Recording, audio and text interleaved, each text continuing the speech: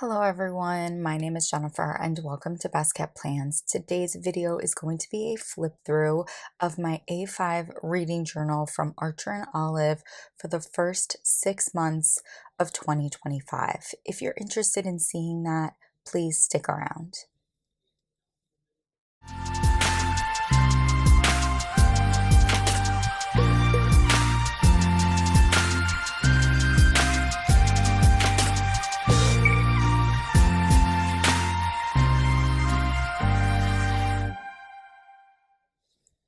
I am so excited to finally be filming a flip through of my reading journal for the first half of the year. I had every intention of filming this and posting it in early July and completely forgot about doing it. So we are now in August, but we are only going to be looking through this notebook from January until the end of June 2025. This is an A5 notebook from Archer and Olive. It is from one of their quarterly subscription boxes, the Desk Aesthetic subscription box. When I got that box, I fell in love with this notebook and I knew immediately that I wanted to use it as my reading journal for 2025. If we flip to the inside, I do have my name on the This Belongs To page. This is a name sticker from According to Allie. And then I have my cover page. Now, some of this in terms of the intro pages might look similar to you all. I did post a flip through of this right at the beginning of 2025, just sharing my intro pages before I had done anything in here. The large number stamps are from Studio Calico. The 2025 is from Carrie Bradford Studios, and these letter stamps are from Heidi Swap. A couple of the washi tapes that I used are ones that I've just had for a while and gotten off Etsy, but this larger pink one here is also from the Desk Aesthetic subscription box from Archer and Olive. The first spread we get into is my first line spread. This is where I write down the first line to every book that I read. I got this idea from April at Mom Run Craft and I absolutely love it.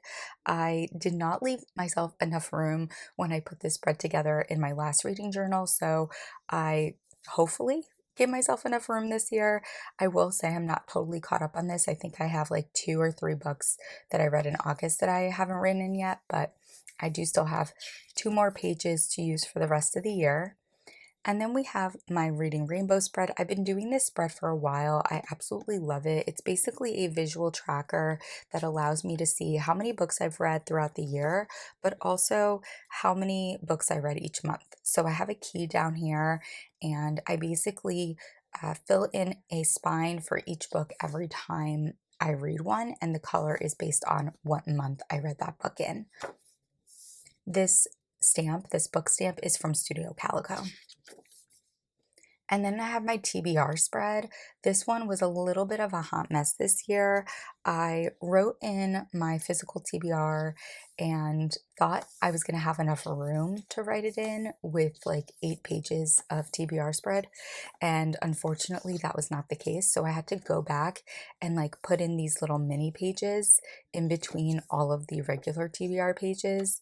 It's definitely been my goal this year to try to read down my physical TBR, and I feel good about the progress that I'm making, but putting all of my physical TBR books into this journal was a little bit of a wake-up call for me, that's for sure. And then we have a spread that's new to me for 2025. This is a new releases spread. I knew that I needed to be very strategic about new releases this year because I have been trying to be on a book buying ban. We are still under 10 books that I've purchased for myself using my own money in the year 2025, which I'm very, very happy about. Now, I've definitely added more than that to my physical TBR, but I've been strategically using gift cards and cash that I received for Christmas 2024 and my birthday, which is in early 2025. Next, we get into my reading challenges section, and I'm not doing a ton of them this year, but I did stick with some staples like the A to Z challenge, which is going pretty well. I have a classics challenge for this year, a literary fiction challenge for this year, and then I have my 25 books in 2025 challenge, which is becoming a little bit I would say increasingly difficult to do every year, and I don't know how much longer I'm going to do it for, but I do enjoy doing it. And then we have my book bracket spread, which is where I write in my favorite book of every month, and we are trickling our way through on that book bracket. This is the first time I've done the book bracket like this before in this configuration, and I'm really, really liking it so far. And then I did add a stats page, which is also new for me in 2025. I wanted a way to kind of like see all of the important information that I like to keep track of in one place. And this has been really, really great so far. Now, after the stats page, we are getting into my monthly reading section. And the first section we have is January. I knew when I put together my January intro pages that I wanted things to be very simple. I wanted the colors to be very muted, and I think I was able to really accomplish that. The paint splatter stamps are from My Favorite Things. The January letters are from Carrie Bradford Studios, and this A through Z stamp is from Studio Calico. On the next page, we just have my TBR written out, and then we have my monthly spread in a vertical layout. Vertical for a monthly just works way better for me. Now for 2025, I have been using TBR cards to pick prompts, and then I choose a book based on that prompt, and I wanted my TBR to reflect that. So you're going to see that I have prompt listed, what the prompt was, the book that I chose for it, and then of course whether or not I read it. Now, one thing I didn't save room for when I put together these intro pages was borders along my TBR and monthly spreads, like I did along my quote page and cover page. So in future months, you're going to see that I did kind of alter things just a tad so that I could do that. And then when it comes to my book specific spreads, I really wanted to go minimal this year.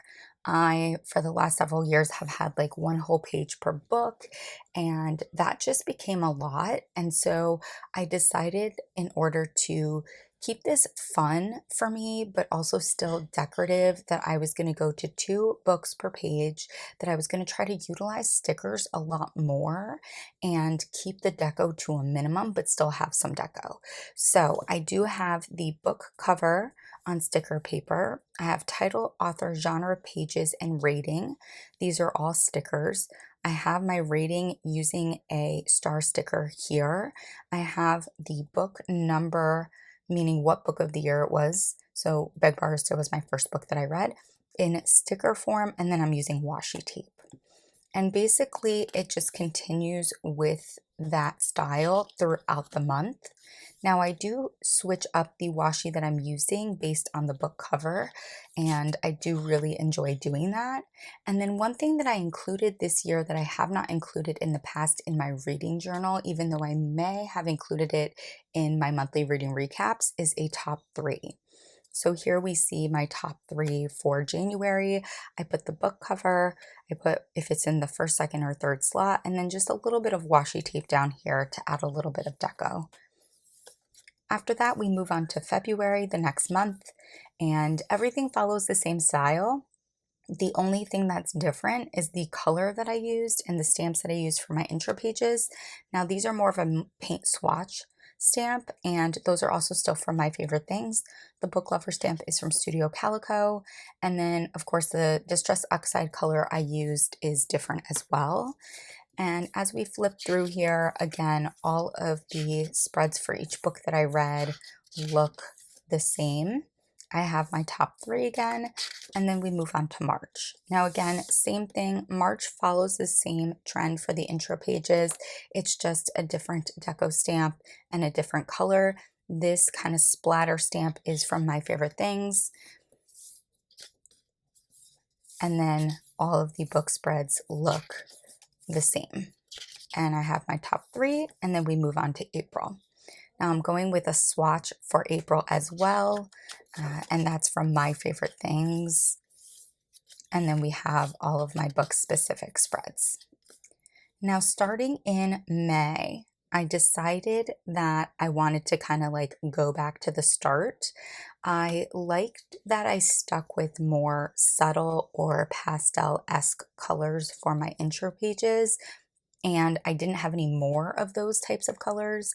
And so I decided that we were just going to filter through the same 4 colors for my intro pages every 4 months. So May is going back to what we used in January with the blue, and I'm using the same stamps that I used in January as well. And then June is using the pinkish color that I used in February. Had my first DNFs in June, and then my top 3.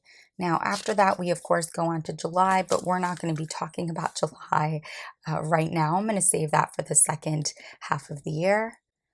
I really do love the way this reading journal has been coming out, though. I feel like I finally found my groove and a balance between decorative spreads and functional information, something that's fun for me to put together, but still easy for me to stick to and not fall behind on.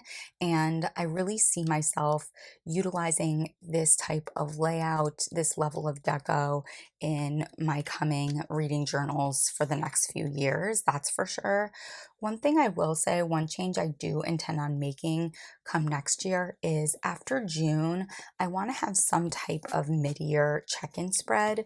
I always film a mid-year book freakout tag video for YouTube, and I usually really love the prompts and my responses to the prompts. I feel like it's a fun thing to look back on, and I'd like to see that reflected in my reading journal. So I think I'm going to probably do that prompt, that book freakout tag, as a spread in here in the coming years.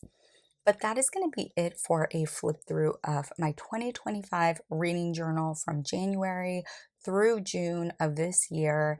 If you have any questions about the products that I use for putting together my reading journal, if you have any questions or comments about using a reading journal in general, please do not hesitate to put a comment down below. And as always, everyone, please be safe.